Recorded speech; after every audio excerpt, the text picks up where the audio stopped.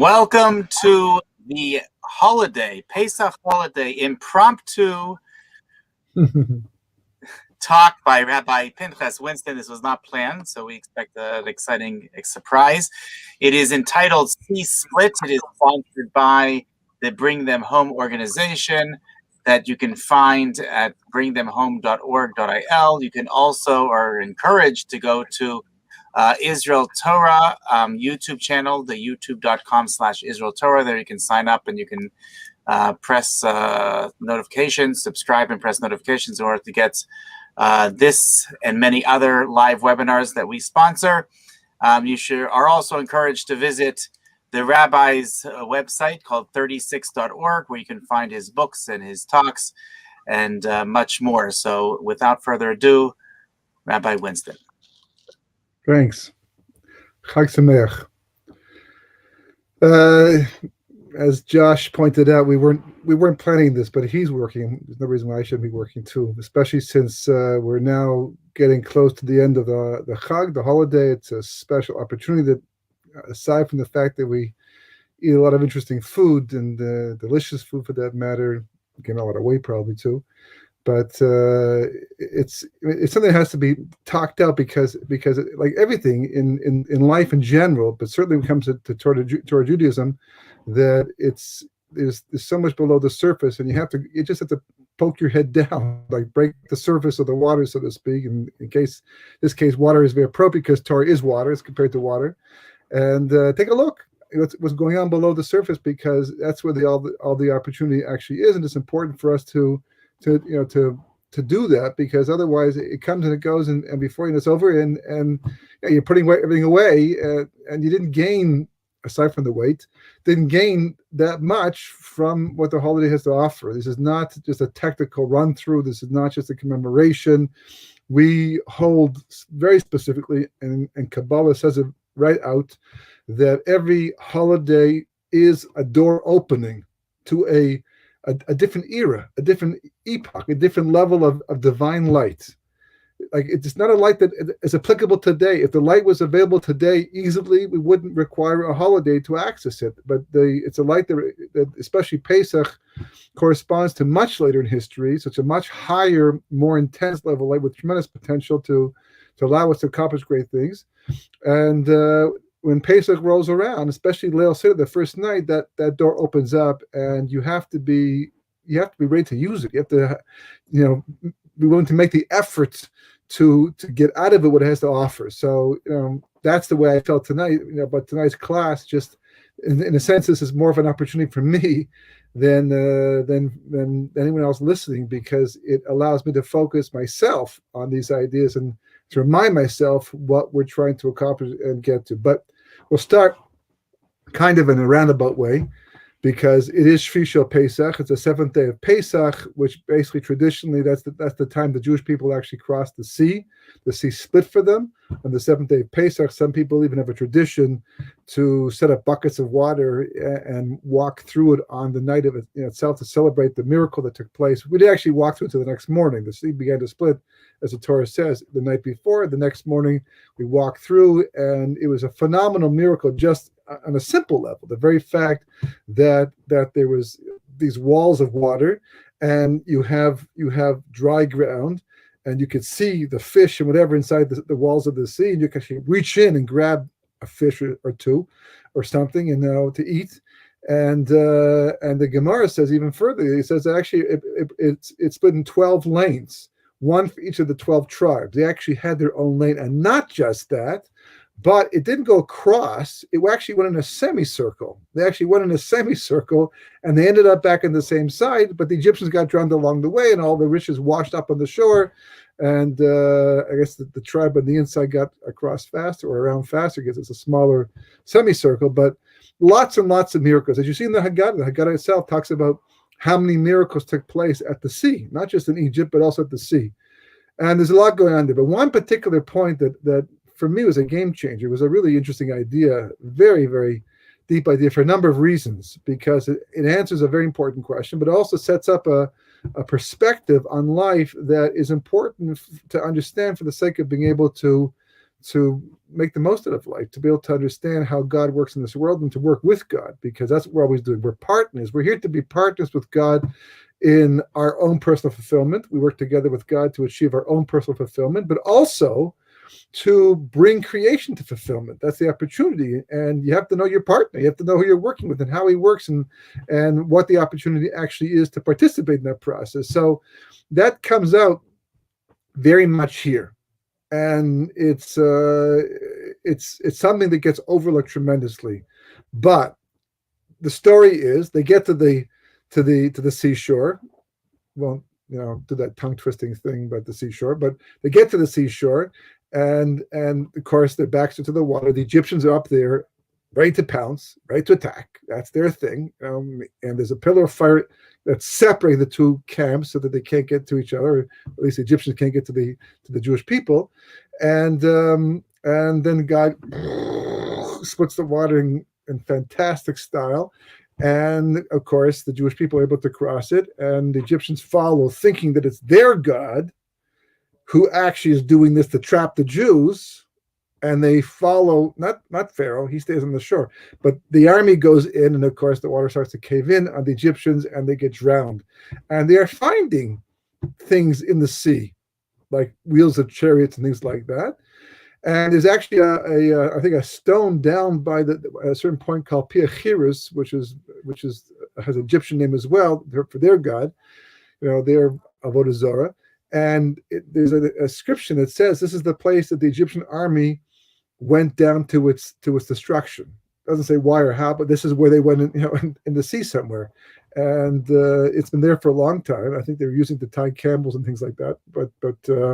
But it's there. And I actually saw this in Immanuel Velikovsky's book, who was a scientist, a Russian scientist who was not a believer.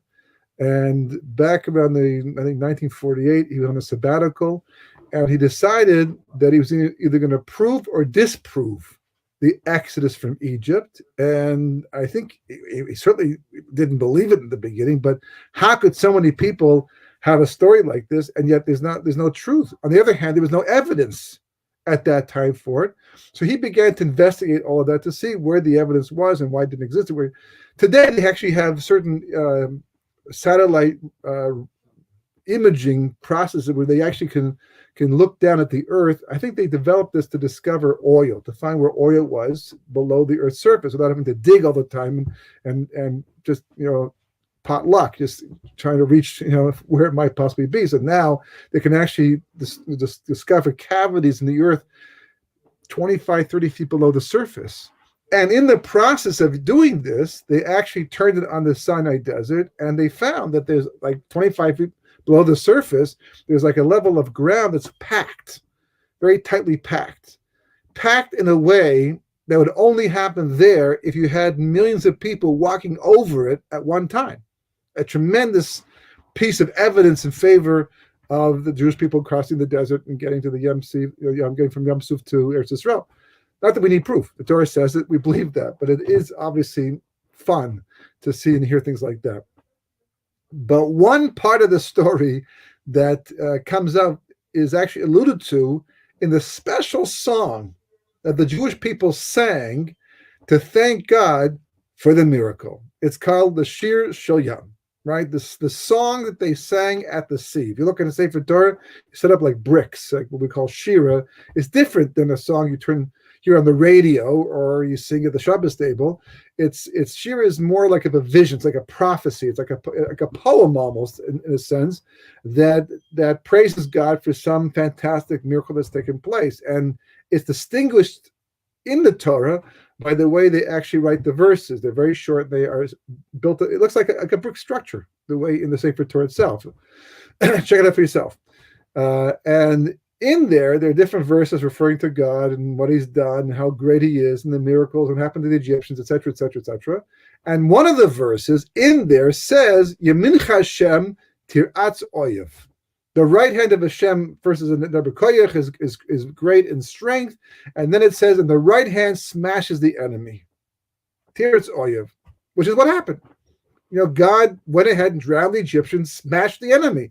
He smashed them in Egypt with the Eser Makos, the 10 plagues, and then he smashed whatever was left of the army, and apparently a lot of it, in the sea by drowning them. And the Jewish people saw this; they got across, and they were, praised God for this by putting right in the song itself that the right hand of God, because right is strength.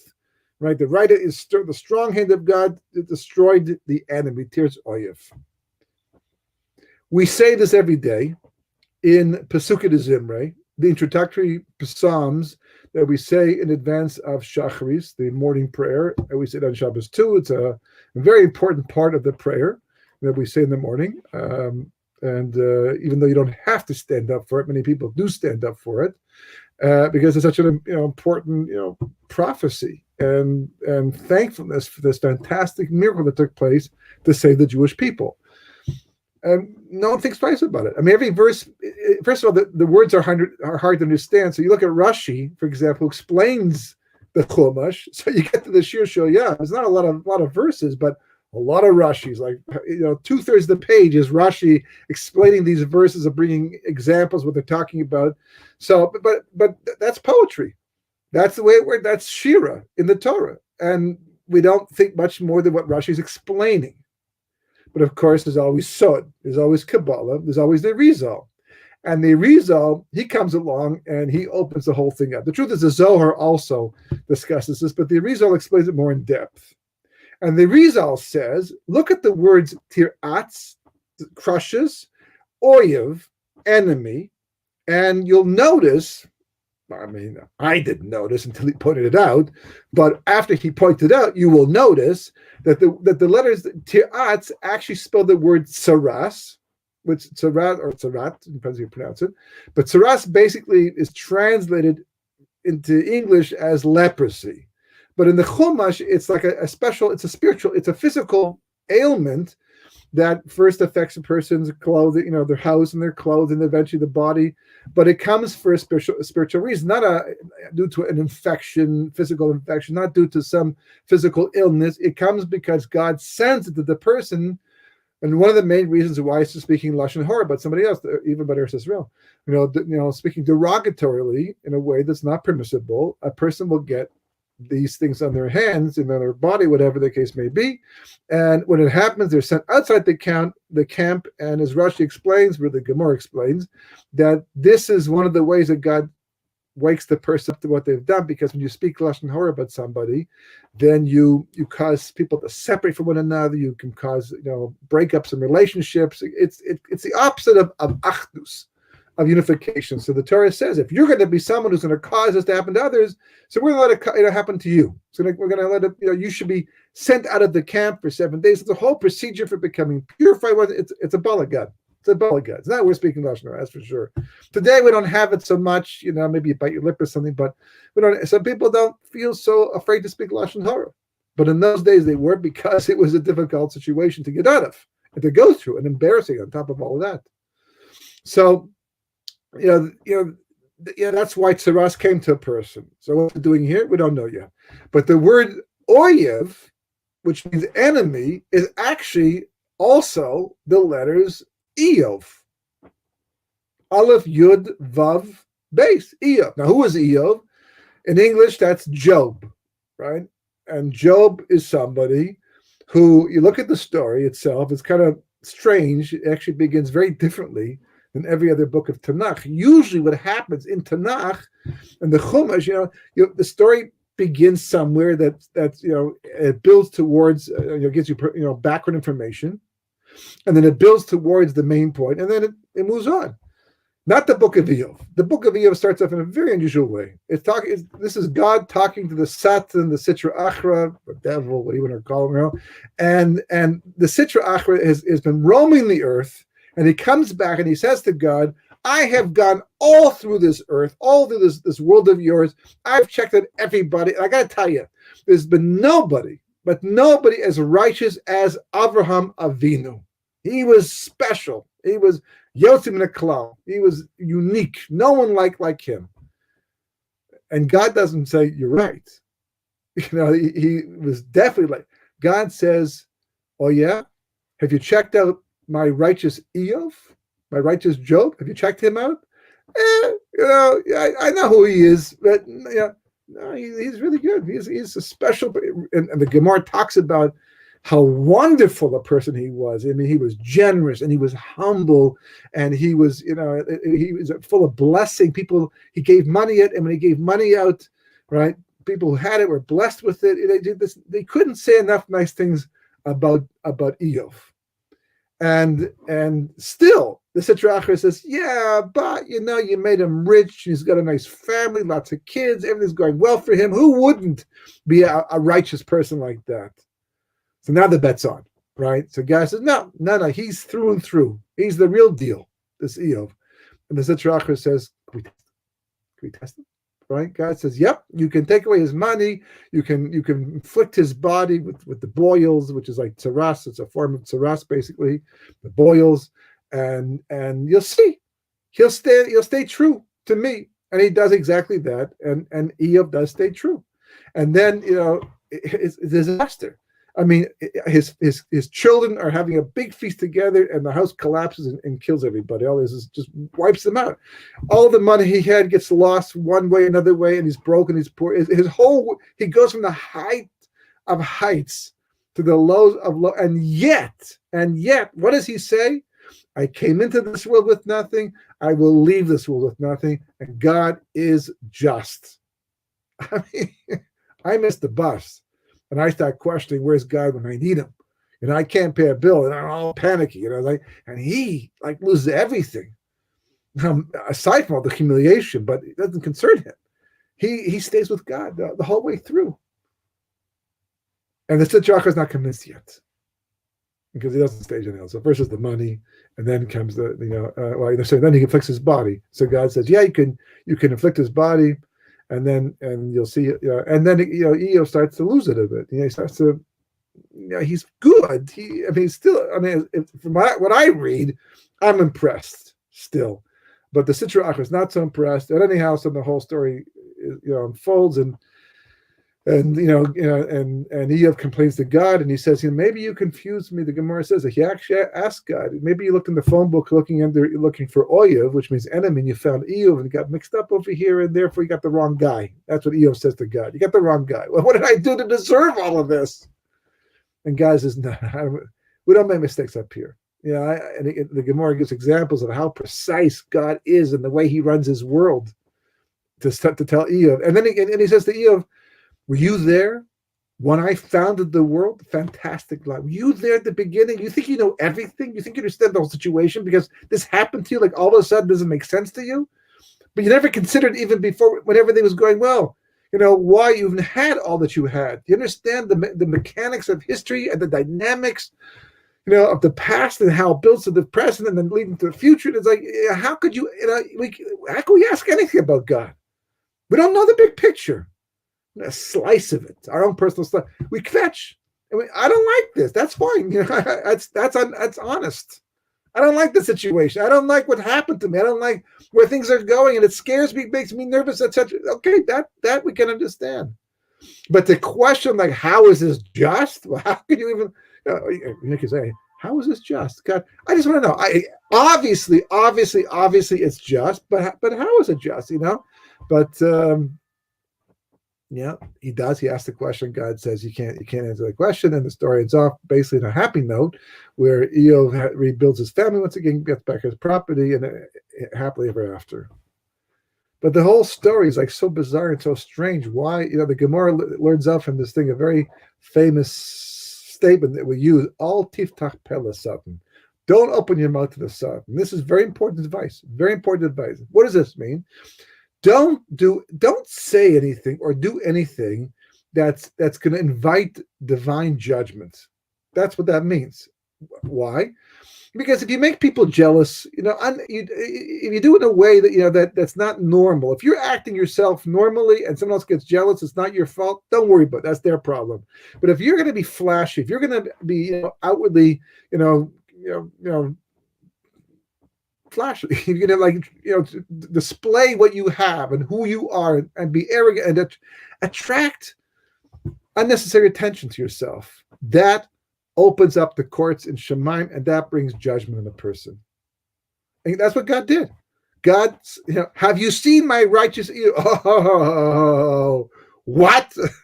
Have you seen my righteous Eov? I mean, you're taking me, the Sitrachar, not me, but and you're making me focus on that's whoa, okay, let's do it. Let's look at this person, and of course, the whole thing unfolds in the judgment. So the Gemara says, you see from this, it's not worthwhile to say or do anything. Count, money, in a very outwardly way, because you want the Gemara says very specifically, blessing comes to those things that are hidden from the eye. Modesty, snooze, appreciation, all these traits.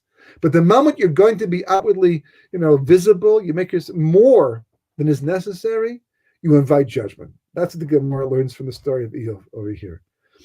But this book, falls right into the category that, why did bad things happen to good people? Because Eov is clearly why did bad things happen to good people? He's clearly a tzaddik. He's a righteous person, and bad things happen to him. And what's worse, God's in the picture, and God doesn't explain anything, except for the fact that it's all just. But you can't understand how it's just because it involves too many things you can't know about.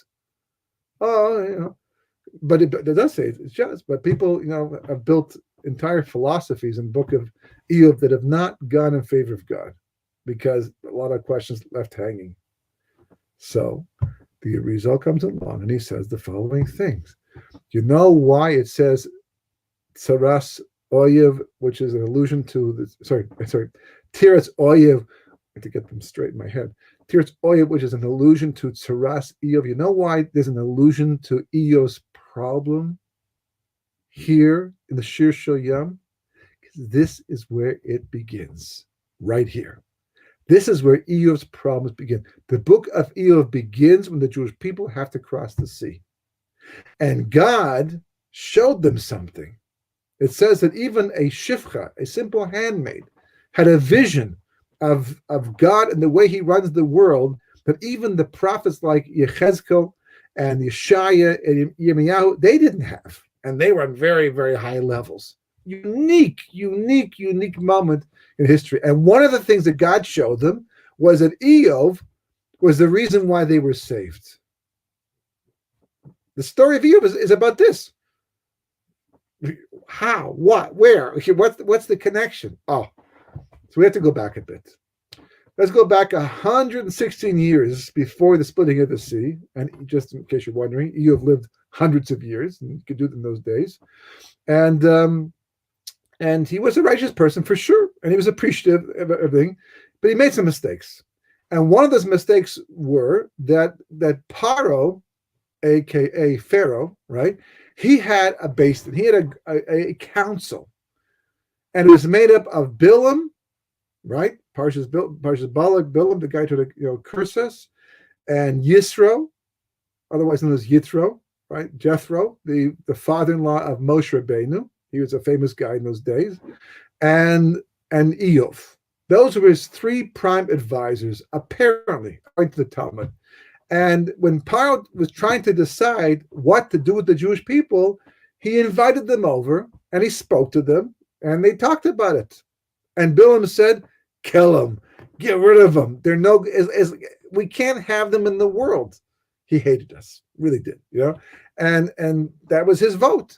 And Yisro bravely said, no, leave him alone. It's not worth it. Anyone who tries things like that ends up in trouble at some point.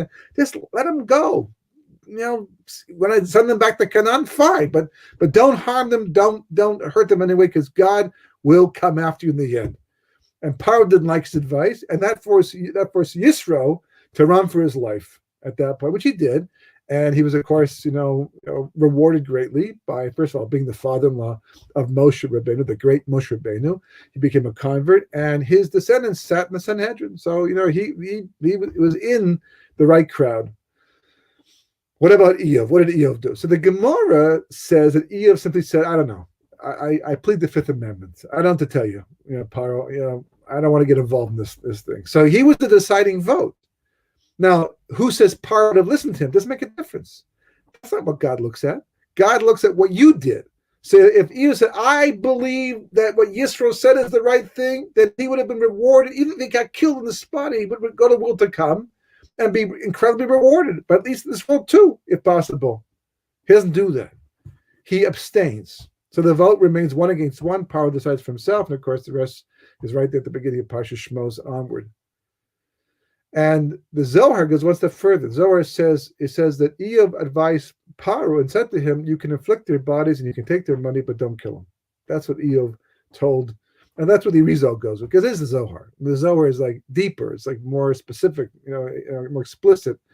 And that's what he said, and that's what happened. And Paro took the advice, and he was not only not the deciding vote in favor of freeing them, but he made things worse by going not as far as Bilam, but in that direction. And that's what Paro did in the end. So Iyov had a chance to be the vehicle, the reason for their escape from Mitzrayim at that time, and he did not take advantage of the opportunity. He lost it. So, of course, as the Talmud points out, that God works midah keneged midah. He works measure for measure, both for good and for bad. You do a certain type of good deed, God will reward you similarly with a good result that's similar to what you did. If you do a bad thing, the punishment will be very similar to what you did. So God says, 116 years later, you weren't the vehicle for their escape back then when you could have been. Measure for measure, now you're going to be it by the sea. How so? So it says, at the sea, there was a problem. That the angel, the ministering angel of the nation of Egypt, because every nation has its own ministering angel, came before God and said, are you planning to save the Jewish people and drown my people, the Egyptians? That's not fair. That's not just. You know why it's not just? Because the Egyptians, yes, they worship idols and they're bad and et cetera, et cetera. That's not what you want. But the Jewish people did the same thing in Egypt too. They also worship idols as well. So either you have to save both or drown both. But you can't save one and drown the other. But the truth is that it was true, except that God had made a promise to Abraham, Yitzchak, and Yaakov, a bris, a covenant, that he would save the Jewish people. And part of that salvation was to drown the Egyptians for a variety of reasons, but also to make the point that God is the one who saves them.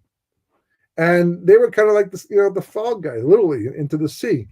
So what happened? You have this accusation taking place. There's a kitrug, but there's the angel of Egypt and the Midisadin, the angel of judgment, saying to God that you can't do what you plan to do. It's kind of breaking the rules over here. Not really. Just that God works on a higher level that they understand. Nonetheless, but God had to comply to some degree. So what did he do? He knocked off the prosecuting attorney. Got rid of him. And how did he do that?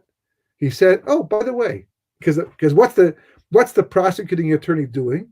He's watching the scenario down by the sea, pointing out the shortcomings of the Jewish people, and trying to convince God to drown them.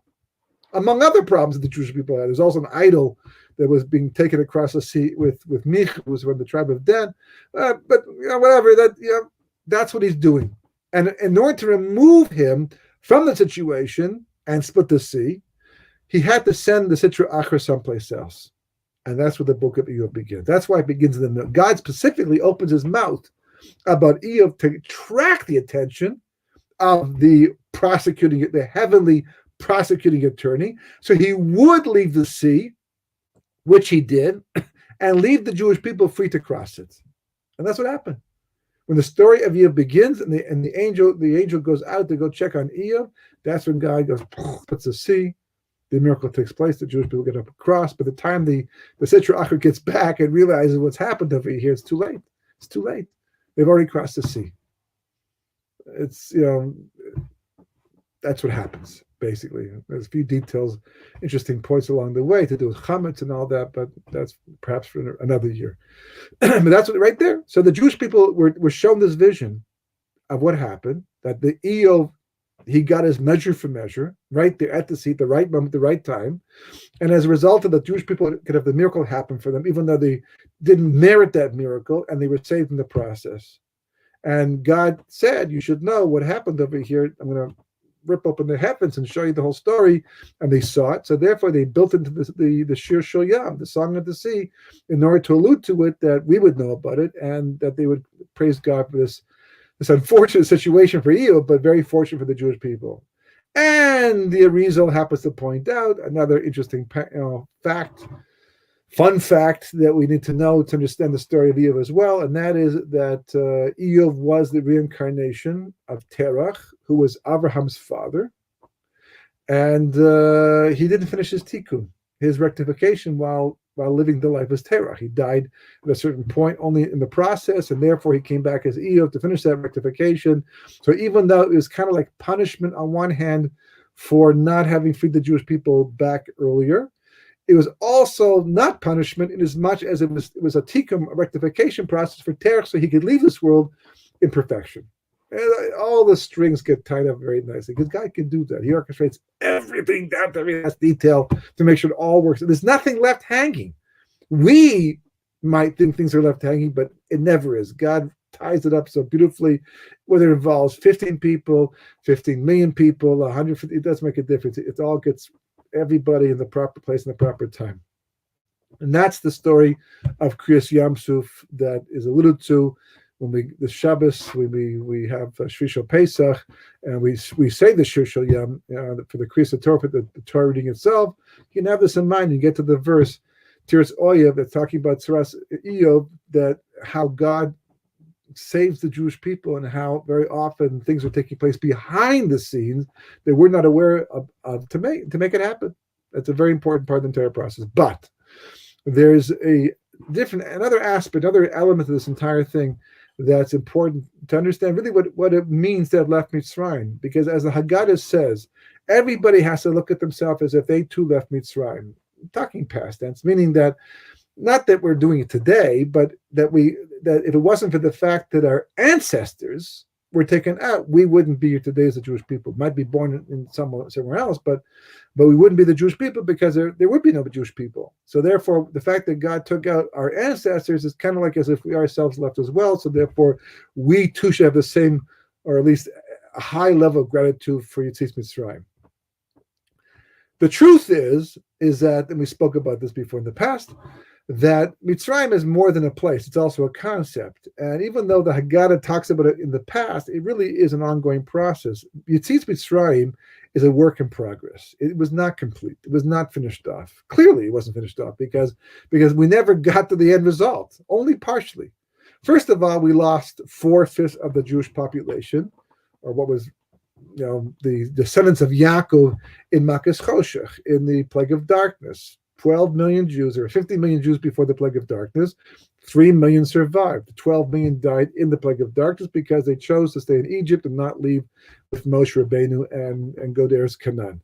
The 1/5 that did survive, most of them died off in the desert. Certainly the males between 20 and 60, so almost no one got to Eretz Canaan. Even after 40 years, and we got to Eretz Canaan, we did not wipe out all the Canaanites like we were commanded to by God.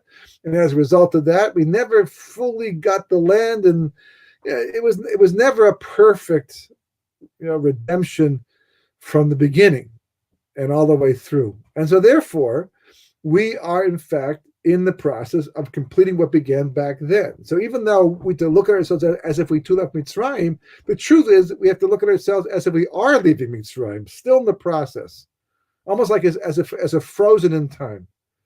So what does it mean to leave Mitzrayim in the end?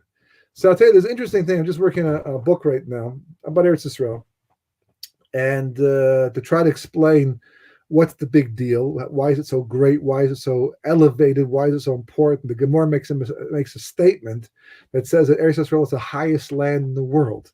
And it doesn't use a measuring stick to make that point. It uses a verse. This is, the rabbis clearly knew there were higher lands. Even the Golan Heights are not so high. We know even in the Sinai Desert, there are higher mountains. So clearly they knew that Eretz Yisrael was not the physically highest land, right?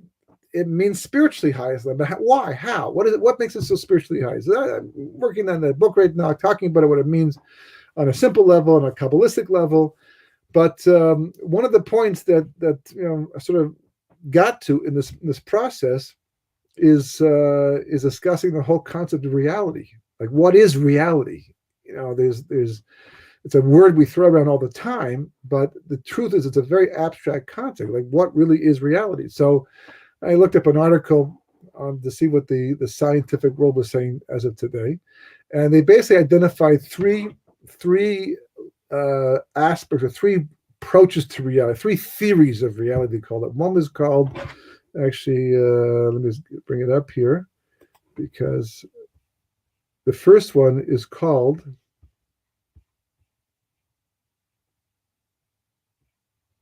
if I can just find it. The first one is called phenomenological reality. As the name suggests, the word phenomenon is in there. As the name implies, this version of reality is based on subjective experience. Whatever you observe is instantly real to you. I mean, not to your neighbor necessarily, but to you. This theory of reality means that unreality is non-existent. Therefore, lucid dreams, hallucinations, spiritual experiences, etc., are all forms of one subjective reality. If it seems real to you, it is, even though it may not be to somebody else. That's one level, one theory of reality. The second level is called consensus reality. This is based upon the opinions and observations made by a group of people. A few individuals may decide on an interpretation of an event, which spreads across entire societies and becomes a consensual truth. Everybody agrees to it, true or false, but that's what they're believing in. Religion, it says, is a good example of socially constructed reality if it is man originated. I have that last part because obviously Judaism is different, right? But if man is the basis of religion, if he's making it up like every other religion in the world, because no one else says that God came down and spoke to them and gave them a prophecy like that, 3 million people hearing God speak. So that's going to be a socially constructed reality. The last one they call is non-reality. This simply means that there's no such thing as an objective reality. Every possible observation or interpretation is tainted by subjectivity and therefore does not constitute truth because everybody's making up their own version. Nothing is real. As a result, societies form based upon common needs and fears, with cooperation being self-serving and lasts as long as it is. So the important point over here is that what it says at the end, that there's no objective truth, or at least what they're really saying, if there is no objective truth, it's a phenomenal concept. It's saying if there's no objective truth, there is no real reality. There's only subjective reality, and the whole thing could be just one big illusion. In other words, in order to be able to have reality, you have to have some type of truth on a level that's beyond human beings, because human beings are only capable of opinions.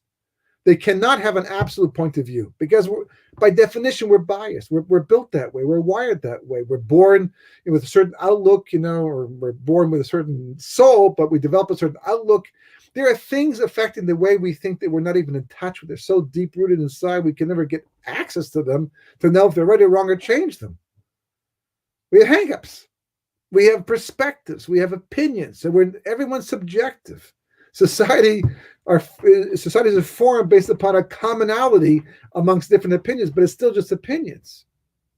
So there's no objective truth amongst men in general by themselves. It's not possible. What about the world?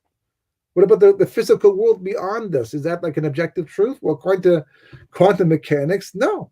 Because even the physical world takes shape based upon the opinions of the people who are observing it.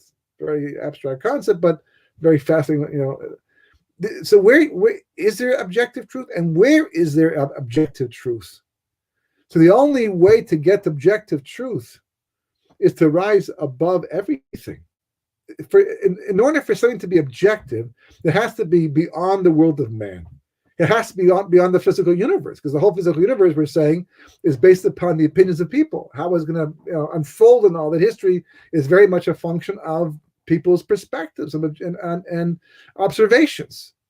So whoever's going to have this objective, by definition, has to be beyond the physical universe as well. And the only thing that fits that description is God. That is what God is. God is that objective reality, and therefore that objective truth, and therefore God is that objective reality. Tremendous implications.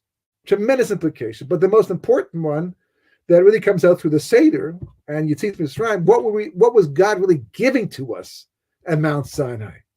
Not just a bunch of mitzvahs to test our loyalty. That's what it looks like to the person who hasn't latched into it, hasn't got into it, hasn't understood it. But he wasn't doing that. God was giving us reality. Mitzrayim, because of its multitude of gods and beliefs and opinions, by definition, was illusionary. I mean, you could touch it and hit it and feel it, and your senses perceived it, right? But overall, it was transitory. It wasn't based upon any absolute truth. It was just what people felt, what they wanted, what was instinctual, and therefore it was all illusion. Not illusion like the dream, but the truth is your brain doesn't distinguish anyhow. When a person dreams at night when they're sleeping, as far as the brain is concerned, the signals are going up, and you believe it. Your body has to freeze. Your brain has to freeze your body while you sleep, so you won't sleepwalk and act out what you're dreaming. The brain just goes with the signals. So the physical world sends signals too. But if you want to be living in reality, you want to feel real, and there's nothing more exciting than feeling real. And this is people spend good money and take tremendous risks just to feel alive, just to feel real, to confront death, to feel life. And unfortunately, that's tragic. To go so close to death to know that there's a better way. And that's what God was telling the Jewish people when he took them out of Mitzrayim. And that's what God was telling Eov in the story as well. He was telling him that, you understand your whole world and reality, as great as you are, it's still very subjective. And I'm going to prove it to you. Because when all this unfolds and happens to you, and you see what your witness was going on, you're going to see you're going to struggle. You know why? Because you're going to look at the world through your own subjective personal reality. And that, in the end, is going to enslave you. That's going to keep you from coming as close to me as you possibly can. You have to break out of that. So when God took us out of Egypt and became our single God, our one God, and gave us access to him through the Torah, through prayer, he showed us how to access him. He was giving us access to real reality, the ultimate reality, a path to be able to be free of illusion. That's what Egypt is. And every generation, doesn't make a difference if it's Egypt back then, or Babylonia in its time, or Greece, right, or America today, or England, or Canada, or even Israel, for that matter. Doesn't make, if you're living with that lack of objective truth, by definition, you lack real reality in your life. In short, Pesach, we talk about Zman Cheruseinu, the time of our freedom. But freedom from what? Freedom from an illusionary life, from just spinning our wheels and doing things that really don't make a difference in the end. From not really living up to our full potential. Because ultimately speaking, not only is there nothing greater than feeling real in this world, but that's the way you get to the real reality, the ultimate reality of the world to come. It's 8:45.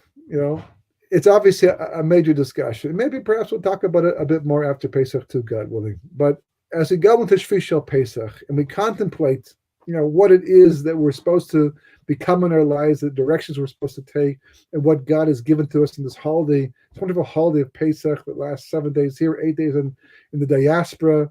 We spend 3 weeks cleaning to have 1 week of, hummus-free house. But as we contemplate all of that, let's really think about and appreciate what the Torah represents, what mitzvahs represent to us. It's not just a way to show God that we are obedient soldiers. It's a good thing too. Nothing wrong with that as well, right? But the main thing is it's our way of accessing higher levels of objective truth. And as we do that, we access higher levels of objective reality, real reality. We actually become alive. It's like resurrection of the dead. We wake up. And that's why you'll find many Bali Tshuva, people who were once secular become religious, talk about the exhilaration of life they never felt before. From doing what? Not from going on a roller coaster, not from bungee jumping, not from jumping an airplane at 25,000 feet, just from sitting and learning a Torah, sitting in a class. This is exhilaration, liberation, because they're approaching objective truth. And therefore they're approaching objective reality, and they're finally feeling alive and real. That's the gift. That's Manche B'Seinu. Shabbat Shalom and Chag Sameach. Thank you so much for another excellent lecture.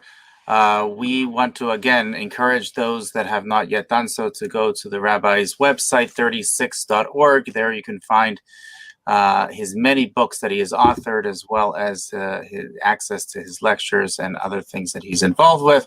We also encourage you to visit our YouTube channel, which is youtube.com/Israel Torah. And there we would like you to press on this subscribe button and notification button so you can receive this and many other interesting live webinars that we have as they come out.